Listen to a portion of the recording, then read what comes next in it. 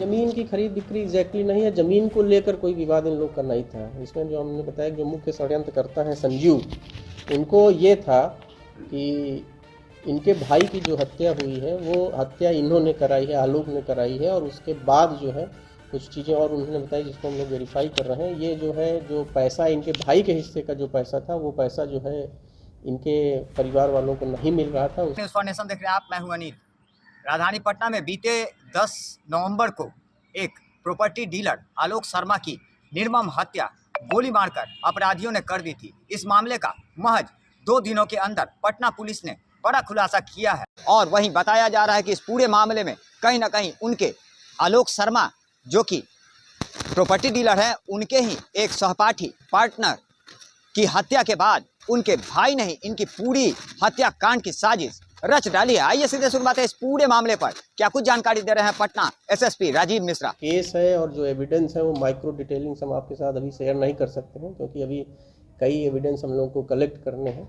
जैसे इन्होंने बताया है अपने पूछताछ के क्रम में, जो मुख्य साजिश करता है उनके द्वारा कई बातें हम लोगों को बताई गई हैं जो साजिश का आधार है। उनके अनुसार हम लोग उन सारी चीज़ों को वेरीफाई कर रहे हैं, और जैसे ही सारी चीज़ें आएंगी हम आपके साथ फर्दर जो शेयर करने लायक है वो करेंगे, लेकिन एविडेंस जो है वो हम आपके साथ शेयर नहीं कर पाएंगे। ये सारे डिटेल्स अभी हम लोग आपको नहीं शेयर कर सकते हैं। अभी कुछ पैसा दिया गया और काफ़ी पैसा नहीं दिया गया, ये भी हम लोग को जानकारी मिली है, और ये भी अनुसंधान के क्रम में आया है कि जो मुख्य शूटर है वो लगातार घटना के बाद से ही जो है इनसे पैसे की मांग भी कर रहा है। हथियार कहाँ से लाता है ये हम लोग फर्दर इन्वेस्टिगेशन में डेवलप करेंगे। जो मुख्य शूटर है, जो जिसकी अभी गिरफ्तारी नहीं हो पाई है, उसके पूछताछ के क्रम में ये, क्योंकि अभी जो लोग गिरफ्तार हुए उनके द्वारा यही बताया गया है कि सारा हथियार जो है उसी ने उपलब्ध कराया था। जमीन की खरीद नहीं, ज़मीन की खरीद बिक्री एग्जैक्टली नहीं है, ज़मीन को लेकर कोई विवाद इन लोग का नहीं था। इसमें जो हमने बताया जो मुख्य षड्यंत्रकर्ता हैं संजीव, उनको ये था कि इनके भाई की जो हत्या हुई है वो हत्या इन्होंने कराई है, आलोक ने कराई है, और उसके बाद जो है कुछ चीज़ें और उन्होंने बताई जिसको हम लोग वेरीफाई कर रहे हैं। ये जो है जो पैसा इनके भाई के हिस्से का जो पैसा था वो पैसा जो है इनके परिवार वालों को नहीं मिल रहा था, उसको भी वो बीच में गबन कर ले रहे थे। और फिर उनको ये भी संदेह था कि जैसे उनके भाई की हत्या कराई गई, उनकी भी हत्या का, ऐसा वो कह रहे हैं कि उनको सूचना मिली थी।